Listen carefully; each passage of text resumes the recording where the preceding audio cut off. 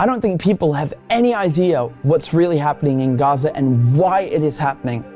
A few weeks ago, right before this war in Gaza ignites, Netanyahu goes to the United Nations General Assembly and he holds up this map and declares his plan for a new Middle East. And people are going, what is this stupid line this guy's drawing with a red marker? What it is an economic corridor that stretches all the way from India to the United Arab Emirates, into Saudi Arabia, into Jordan, Israel, and then finally to the entire European continent. I mean, the United States at this point, seeing their influence starting to fade, seeing the relevance of the dollar recede after they stole $300 billion from Russia. You have all these spooks in Washington and Tel Aviv, running around desperately trying to counter BRICS and counter China's new Silk Road. And this is their answer. This is a rival to the new Silk Road. Remember, the ancient Silk Road is the largest, most important trade route in human history. This thing is enormous. It stretches all the way from China to Syria to the Mediterranean Sea. The Chinese know how important this thing is and they want to revive it. It is the future of world economics, trade, and politics. Within the span of a few weeks, Iran and Iraq have signed a railway deal. So now you have a rail link for the new Silk Road. And President Assad of Syria, who the West have been trying to isolate for over a decade, is now visiting China, the world's largest economy, and signing a strategic partnership. This is pivotal. So now the new Silk Road has rail access all the way to the Mediterranean Sea through Syria's port in Latakia. So not just land, but maritime trade. This is crucial. And as enormous and important as all of this is just one aspect.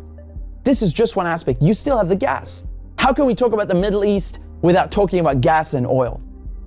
When the US instigated the Maidan coup in 2014, that wasn't just about NATO expansion and encirclement of Russia.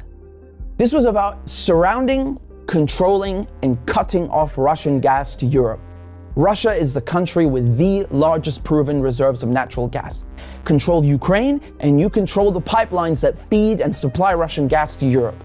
For decades, you've had US politicians, Republican and Democrat, from every administration, openly saying on camera, we don't want Nord Stream. There will be no longer a Nord Stream 2. We will bring an end to it. You want to have pipelines that don't go through Ukraine and Russia. For years, we've tried to get the Europeans to be interested in different pipeline routes. It's time to do that. You want to depend more on the North American energy platform, the tremendous bounty of oil and gas that we're finding in North America. Lo and behold, Nord Stream 1 and 2 are blown up. I mean, this is without question the most egregious, the largest terrorist attack on European infrastructure in modern history. There are only 3 countries on this planet that can pull this off. They are Russia, Britain, and the United States. And let me tell you, it was not Russia. You combine that with the sanction packages from the European Union, banning Russian oil and gas. I mean, talk about shooting yourself in the foot. So now there's no more Russian gas coming into Europe. And just like that, the United States have achieved a long-standing foreign policy objective. Now, the only other country with enormous gas reserves, the second largest in the world, is Iran. Iran signed the nuclear deal in 2015 and 2016. They're complying in every way imaginable. The IAEA at the UN cannot be happier. And then the United States, the guys who orchestrated the whole deal, go back on their word and they rip it up just like that and reimpose sanctions on Iran. So now Iran is barred from selling its oil and gas to Europe and others. So Russia and Iran, the 2 countries with the largest gas reserves, are out of the picture. Then Israel, all of a sudden, proposed themselves as a solution to the European Union's gas shortages. Take our trilateral energy, for example, that we closed in June with Egypt and Israel. It has played an important role in our strategy to get rid of the Russian fossil fuels. How convenient. How convenient. In 2010, they conduct a geological survey and find this monstrous giant gas field in the Middle East. It's called the Leviathan, and it's in the Mediterranean Sea on the Levantine Basin. That means it's right off the coast of Palestine, Lebanon, Syria. Syria initially declines offers over its gas reserves and simultaneously refuses to lay pipes for a Qatari gas project. What a coincidence! Barely a year later, war breaks out in Syria. And who's funding it? Qatar and Israel and the United States are just some of the parties funding and running this war to overthrow the government in Damascus. Today, the United States control 1/3 of Syria. They control all of Syria's oil fields, and Israel is bombing Syria's most vital port, Latakia, on a regular basis. So they're cutting off all the oil revenue and destroying, crippling any maritime activity, such as trade, such as gas exploration. Another major port on the Levantine coast is in Beirut, which mysteriously explodes in 2020.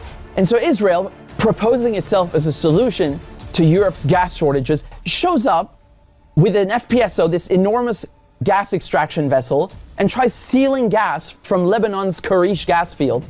And, this reignites a huge maritime border dispute. And Israel has to go and beg the United States to solve this diplomatically, because Hezbollah said, if you steal 1 cubic inch of our gas, we will fire our missiles on your ship. Now we come to Gaza.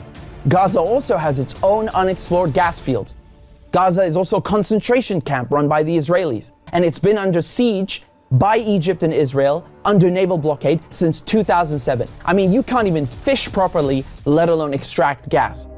And so now, the Lebanese, the Syrian, the Palestinian ports, they're all out of action, and the only working port left in the coast is the Israeli port on Haifa. I mean, how convenient.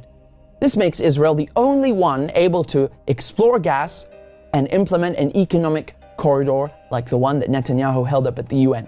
So in other words, Israel and the United States together killed off all the competition, stole their goods, and cornered the market.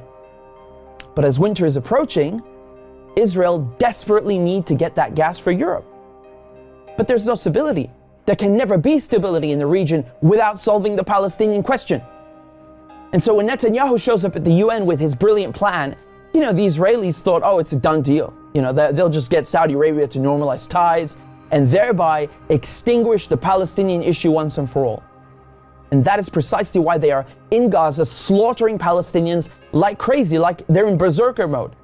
Israel has bombed Gaza before, but this surpasses anything we've ever seen, which is truly saying something. I mean, this is unhinged, calling people human animals and massacring them. Israel is just hoping the Palestinians will run away in fear into the desert. They've literally said this. They want to put them in the desert.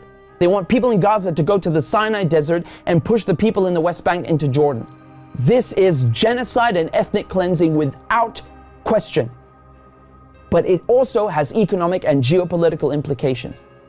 Hamas and the collective resistance, when they found out about Israel's plan and Saudi Arabia's wishes to normalize ties with Israel, which would destroy any hope of a Palestinian state, this forced their hand.